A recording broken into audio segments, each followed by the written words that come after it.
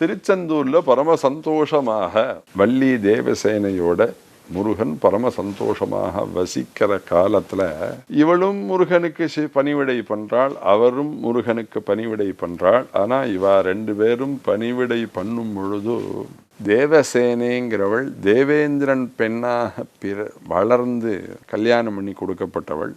ஆனால் வள்ளிங்கிறவள் சொந்த மாமாட்டையே வளர்ந்து மாமாவே கல்யாணம் பண்ணி கொடுத்துருக்கார். ரெண்டாவது முதல் மனைவி வள்ளி, ரெண்டாவது மனைவி தேவசேனை. இவா ரெண்டு பேர்ல வள்ளிக்கு தான் தான் மாமாவோட பொண்ணும், நம்ம தான் முதல் பத்னி, முருகன் நம்ம பேர்ல தான் ரொம்ப பிரியமா இருக்காருன்னு எப்ப பார்த்தாலும் அகம்பாவத்தோடய இருப்பலாம் அந்த வள்ளி தேவியானவள்.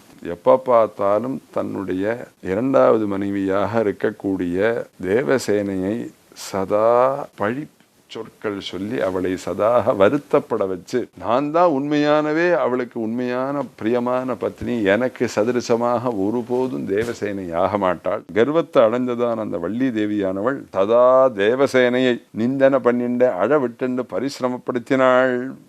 இப்ப பரிசிரமப்பட்ட போது தேவசேனை அவ பண்ணக்கூடிய பரிகாசம் அவமானம் எல்லாத்தையும் பொறுத்துண்டாளாம் தேவசேனையானவள். ஏன் பொறுத்துண்டாள் அப்படின்னாள், அதுதான் அழகான விஷயம். பர்த்தாக்கு ஒரு மனக்லேசத்தை உருவாக்க வேண்டாம்.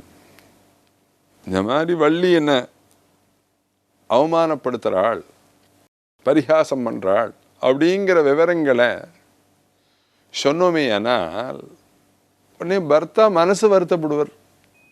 இனிமே அவர்கிட்ட சொல்லி இனிமே அவர் அதை விசாரிச்சு உத்தர கிளேசம் ஏற்பட்டு இதெல்லாம் வேண்டவே வேண்டாமே. அதனால பொறுமை போல பூமி போல பொறுமையோடு இருங்கள். அதை வெளியில சொல்லாமல் ஒரு நாள் நம்மளுடைய கஷ்டம் எல்லாம் விலகும், முருகன் நம்மளுடைய கஷ்டத்தை போக்குவான் அப்படின்னு முருகனையே தியானம் பண்ணிட்டு இருக்காள்.